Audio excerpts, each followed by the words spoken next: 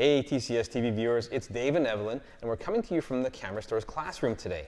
Yes, now we're here today because Sony has given us one of the only FE 400mm f2.8 GM lenses to test in Calgary alongside some local pros. Now we've been able to take it to the Calgary Stampede as well as a few other sporting events to see what this lens is truly capable of.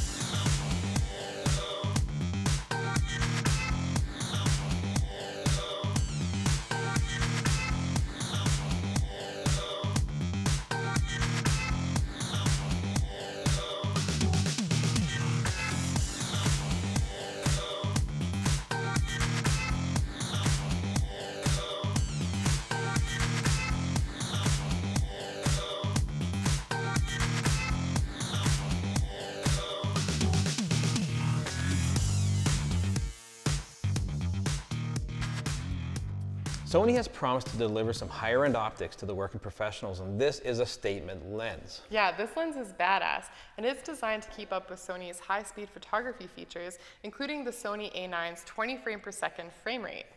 We're going to take you through some of the pros and cons of a lens of this caliber and price point. When you first take a look at this lens, it looks like another big telephoto lens that you might be used to seeing in a slightly lighter package.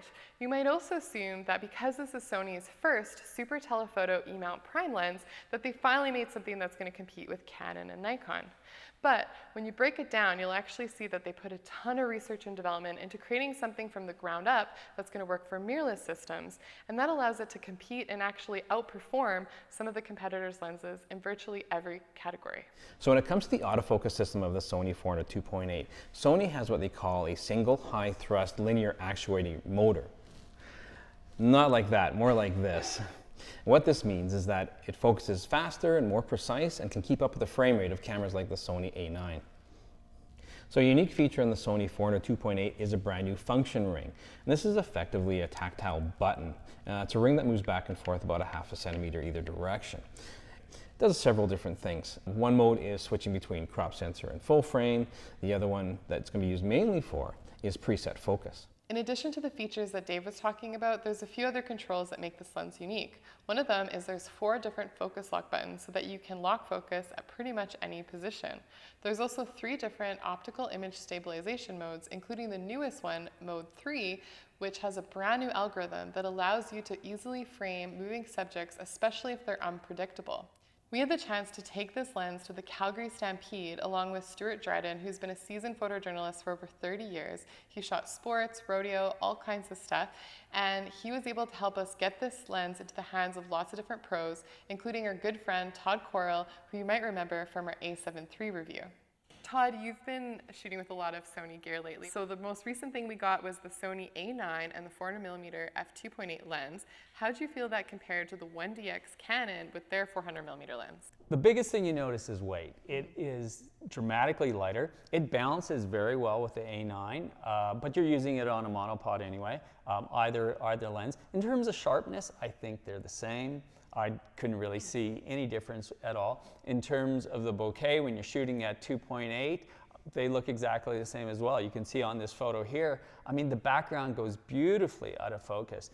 Sony, you know, it's exciting to see what these guys are making. I mean, the great thing about what they're doing is, you know, Canon and Nikon are gonna have to come up with something just as good. Yeah, I mean, they totally redesigned the autofocusing system to be linear, and of course they put the optics more at the back to make it more balanced, which is perfectly designed for the mirrorless cameras. Now, this lens obviously is priced at $16,500 in Canada. What do you think about that in terms of a working professional's budget? That's a tough pill to swallow. I mean, that's a lot of money. That's a new car now. I mean, you got to factor in you need an A9 with a grip. You're at $22,000. Right. You can, for the same amount of money, you can buy a 4, a 1DX, a 7200, a 16 to 35 for the Canon system. I mean, it's you know, I talked to a lot of my friends. It's going to be a very select few that I think go this route just because of the price point. Hey guys, we are out at the Wildrose Motocross track here in Calgary with Ryan HK. We're taking pictures of Cody Matechuk with the Sony 400 2.8 and the A9.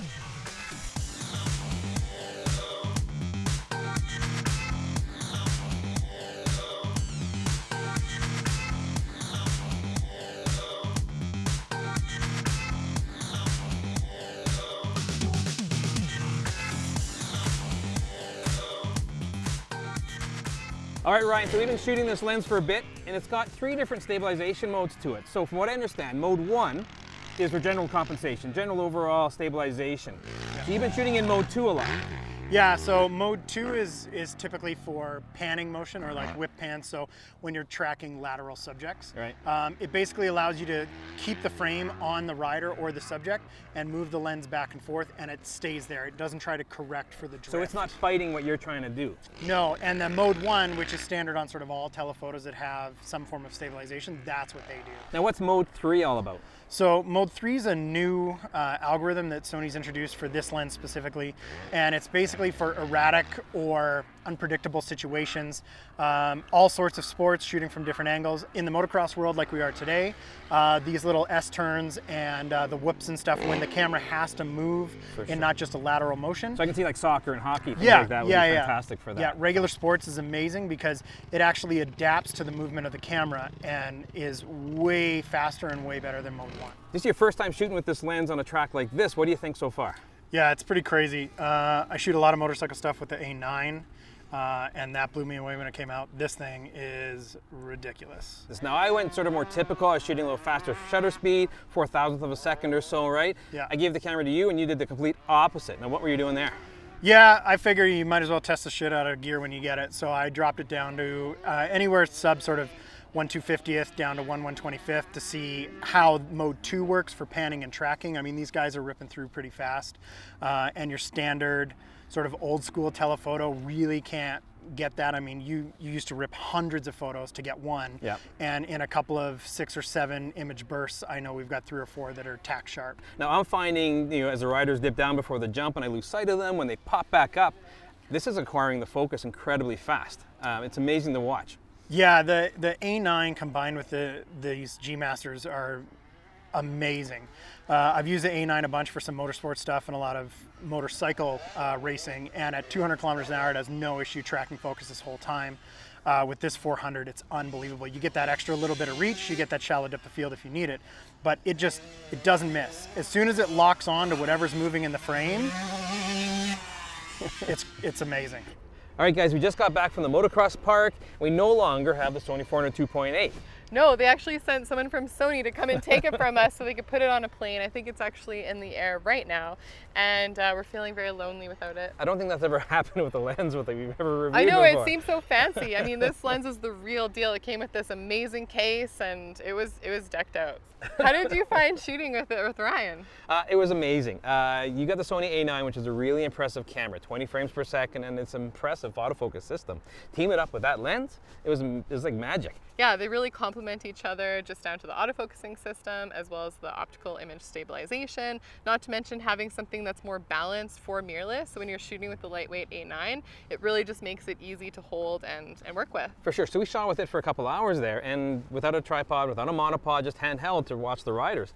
No problem at all. I was okay with it. Yeah, those guys are insane, by the way. That was pretty impressive to be that close to them, for sure. We really think that the 400mm lens is a sign of good things to come for the future. I mean, for mirrorless cameras in general, it's always been about the cameras and the weight.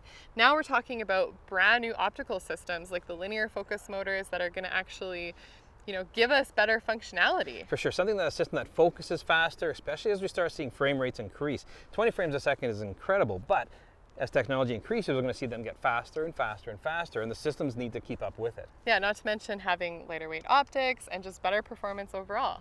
Yep, things are looking up. It's exciting. Well, TCSTV viewers, thanks so much for watching. We hope that you enjoyed the review. We had a great time with this episode with Ryan HK and Todd Korol. Yeah, we hope it gave you a really good overview of what the 400mm Sony lens is all about. Make sure you follow us on Instagram. Yeah, and if you like what you saw, comment below, or if you're new to the channel, please subscribe, and we'll catch you all again soon.